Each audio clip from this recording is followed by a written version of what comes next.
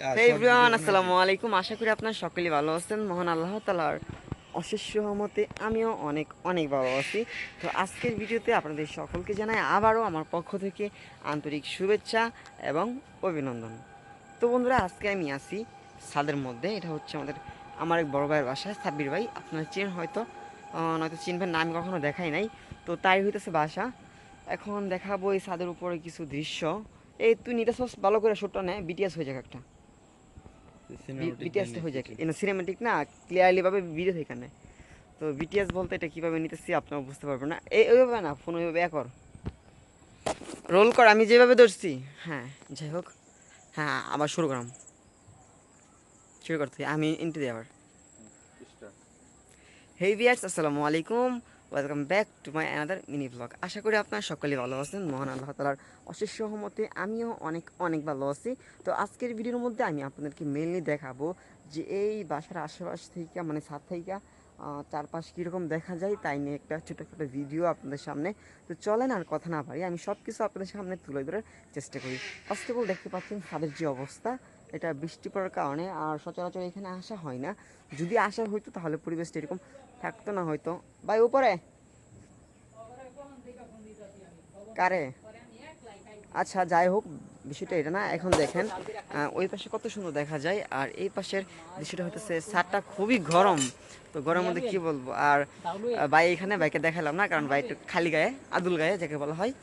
তো এই দেখেন এই পাশটা কত সুন্দর দেখা যাইতেছে। তো সব কিছু মিলে এক কথায় অসাধারণ। আপনারা যদি আসেন গ্রামের অঞ্চলে, আর বিশেষ করে একটা গ্রাম অঞ্চলে বেশি সুন্দর দেখায়।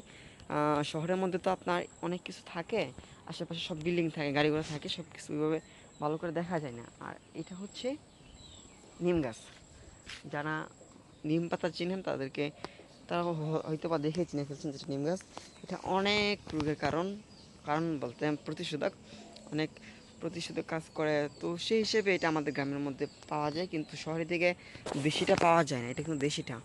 তুই শ্বাস করে এটা হলা, সমস্যা নাই, অনেকটা হয়েছে। আর কথা হচ্ছে এটা না, কথা হচ্ছে বন্ধুরা, আর এই পাশে হইতেছে আতাফল গাছ। এই দেখেন আতাফল গাছ, যারা আগে দেখেন নাই, গাছ দেখেন নাই তার এমন তো কেউ লোক নাই, সবাই তো দেখছে। এটা হচ্ছে আতাফল গাছ, এটা ওয়াইফাই তার মেবি। এই যেটা হচ্ছে কৃষ্ণচূড়া গাছ, যখন ফুল পড়ে তখন সেই লাগে। কাঁঠাল গাছ, পাখির বাসা নাই। নিবু নিবু করে টাটে টে টে টে টে টে টে, ফটো তুলবো।